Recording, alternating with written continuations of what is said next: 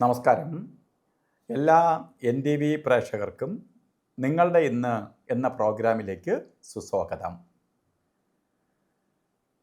ഇന്ന് 2025 മെയ് മാസം 18-ാം തീയതി 1200-ാം ആണ്ട് ഇടവ മാസം 4-ാം തീയതി ഞായറാഴ്ച. ഇടവ മാസം 4-ാം തീയതി ഞായറാഴ്ചയാണ്. ഇന്നത്തെ നക്ഷത്രം ഉത്രാടം നക്ഷത്രമാണ്. ശുഭനക്ഷത്രമാണ്. ഉത്രാട നക്ഷത്രം ശുഭനക്ഷത്രം. സൂര്യവാരം ഇന്ന് ഞായറാഴ്ച എന്ന് പറഞ്ഞാൽ സൂര്യൻ്റെ ദിവസം. രണ്ടും ഒത്തു വന്നിരിക്കുന്ന ഒരു ശുഭദിനമാണ് ഇന്ന്. ഐശ്വര്യപ്രദമായ ഒരു ദിവസം തന്നെയാണ്.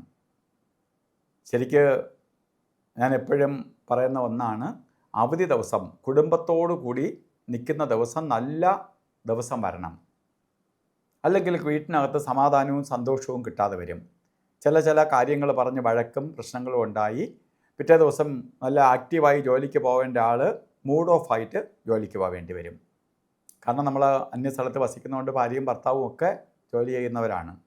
അപ്പോൾ സംഭവിക്കുന്ന കാര്യമെന്ന് പറഞ്ഞാൽ ഒരു മൂഡ് ഓഫ് ആയിട്ട് പോവേണ്ടി വരും. അപ്പോൾ ആൾ ചെന്ന് മേലുദ്യോഗസ്ഥൻ്റെ വായിരിക്കണ കേൾക്കേണ്ടി വരും. പലതരത്തിലുള്ള ബുദ്ധിമുട്ടുകളുണ്ട്. അപ്പം വീട്ടിനകത്ത് നിന്ന് സന്തോഷത്തോടെ പോയാലോ രാവിലെ എഴിച്ച് ഇരട്ടി എനർജി ആയിട്ട് വീട്ടിൽ നിന്ന് പോവാം. അതുകൊണ്ട് നിങ്ങൾക്ക് നല്ല ദിവസമാണ് നമുക്ക് കിട്ടിയിരിക്കുന്നത്. കാരണം ഞായറാഴ്ച ഉത്രാട നക്ഷത്രം രണ്ടും ഒത്തു വന്നിരിക്കുന്ന ദിവസമാണ്. അപ്പോൾ നല്ലൊരു ദിവസം കിട്ടിയിരിക്കുകയാണ്. എന്ത് കാര്യത്തിനും നമുക്ക് ശുഭപ്രദമായ കാര്യങ്ങൾക്കെല്ലാം പോകാം. അത് വിജയത്തിലേക്ക് വരികയും ചെയ്യും. സന്തോഷത്തിൻ്റെ ദിവസമാണെന്ന് അറിയുക.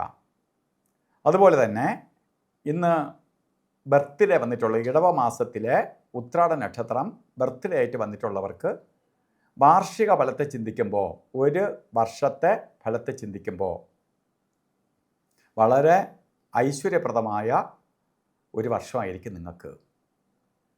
കാരണം വളരെ എന്തൊക്കെ കഷ്ടകാലം നിൽക്കുന്ന സമയമാണെങ്കിൽ പോലും നല്ല ദിവസവും അല്ലെങ്കിൽ ഒക്കെ വന്നിരിക്കുന്നത് കൊണ്ട് ഈ ഒരു വർഷത്തെ ഫലത്തെ ചിന്തിക്കുമ്പോൾ കുറേ ഭാഗ്യദായകമായ അവസ്ഥയുണ്ടാവും.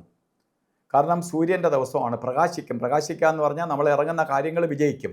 പോകുന്ന കാര്യങ്ങൾക്ക് വിജയം ഉണ്ടാവുകയും അതിലൂടെ നമുക്ക് നേട്ടഫലത്തെ പ്രദാനം ചെയ്ത് തരികയും ചെയ്യും. അതുപോലെ ഇന്നും ഓരോ കാര്യത്തിന് ഇറങ്ങുന്നവർ രാഹുകാല സമയം നോക്കി യാത്ര തിരിക്കുന്നത് നന്നായിരിക്കും. രാഹുകാല സമയം ശരിക്ക് യാത്രയ്ക്ക് മാത്രമേ ബാധകമുള്ളൂ. പ്രത്യേകിച്ച് ശുഭയാത്രകൾ, ദൂരയാത്രകൾ, നല്ല കാര്യങ്ങൾക്ക് പോകുമ്പോൾ ഒക്കെ ശ്രദ്ധിക്കുക. അല്ല അപ്പുറത്തും പോകുന്നതിനൊക്കെ നമ്മൾ രാഹുകാലം നോക്കിയിട്ടൊന്നും നോക്കേണ്ടതില്ല. രാഹുകാലം എന്തുകൊണ്ട് പ്രാധാന്യം കൊടുത്ത് പറയുന്നു എന്ന് ചോദിച്ചാൽ, രാഹുകാല സമയത്ത് ശുഭയാത്രകൾ, ദൂരയാത്രകളൊക്കെ ചെയ്യുന്നത് നമ്മളെ പലതരത്തിൽ ചുറ്റിക്കാനിടവരും. അതുകൊണ്ട് രാഹുകാല സമയം വളരെ ശ്രദ്ധിക്കണം. ഇവിടെ രാഹുകാലം കലണ്ടറിൽ രേഖപ്പെടുത്തിയിരിക്കുന്നത്, പഞ്ചാംഗത്തിലും കലണ്ടറിലും ഒക്കെ, പഞ്ചാംഗത്തിൽ കറക്റ്റായിട്ട് ചിലപ്പോൾ ഇട്ടിരിക്കുന്നുണ്ടാവാം, കലണ്ടറിലൊക്കെ രേഖപ്പെടുത്തിയിരിക്കുന്നത് എല്ലാവരും കലണ്ടർ നോക്കിയിട്ട് പോകും. അതിൽ 4:36 എന്ന് എല്ലാ ദിവസവും എല്ലാ ഞായറാഴ്ചയും ഒരേ സമയമാണ് ഇട്ടിരിക്കുന്നത്. ഇന്ന് രാഹുകാല സമയം വരുന്നത് 5:02 തൊട്ടേ രാഹുകാലം. 4:00 സ്റ്റാർട്ട് ചെയ്യൂല, 5:02 തൊട്ടേ സ്റ്റാർട്ട് ചെയ്യത്തുള്ളൂ. അതുകൊണ്ട് 4:00 മുമ്പ് ഇറങ്ങാനൊന്നും വേണ്ട. 5:02 മുമ്പ് യാത്ര തിരിക്കണം. അതുപോലെ രാഹുകാലം തീരുന്നത് നമ്മൾ 6 മണിയായോ, 6 മണിക്ക് രാഹുകാലം തീർന്നു എന്ന് വിചാരിച്ചിട്ട് യാത്ര തിരിക്കും. അത് കറക്റ്റ് രാഹുകാലത്തായി പോകും. 6:34 വരെ രാഹുകാല സമയമുണ്ട്.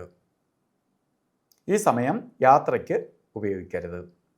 അതുപോലെ തന്നെ ഒരു കാര്യത്തിനും കൊള്ളാത്ത പ്രപഞ്ചത്തിൽ നെഗറ്റീവ് എനർജി, അതായത് പ്രപഞ്ചം തന്നെ ഓരോരുത്തർക്ക് അനുവദിച്ചു കൊടുത്തിരിക്കുന്ന സമയമാണ് ഗുളികകാല സമയവും യമകണ്ഠ കാല സമയവും.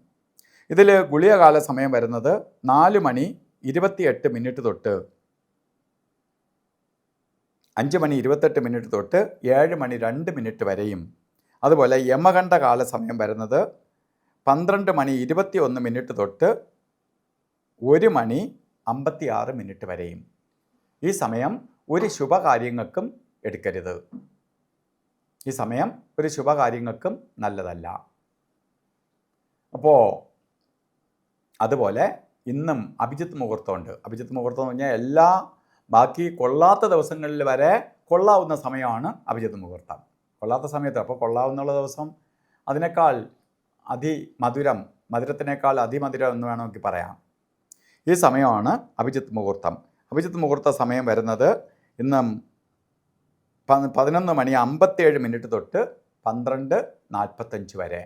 ഇതിലിടയ്ക്കൊരു 4 മിനിറ്റ് നേരമേ കൊള്ളാതെ ഉള്ളൂ അഭിജിത്ത് മുഹൂർത്തം. അതുപോലെ ഇന്ന് ഓരോ കാര്യത്തിന് ഇറങ്ങുമ്പോഴും വസ്ത്രധാരണത്തിന് വളരെ പ്രാധാന്യം കൊടുക്കണം. റെഡ് കളറോ റോസ് കളറോ അല്ലെങ്കിൽ താമരപ്പൂവിൻ്റെ കളറോ ചുടുകല്ലിൻ്റെ കളറോ ഒക്കെ ആയിട്ടുള്ള വസ്ത്രം നമുക്ക് വസ്ത്രധാരണത്തിൽ ഉൾപ്പെടുത്തണം. അതില്ലെങ്കിൽ തന്നെ ഒരു കർച്ചീപ്പായിട്ടെങ്കിലും കയ്യിൽ കരുതണം.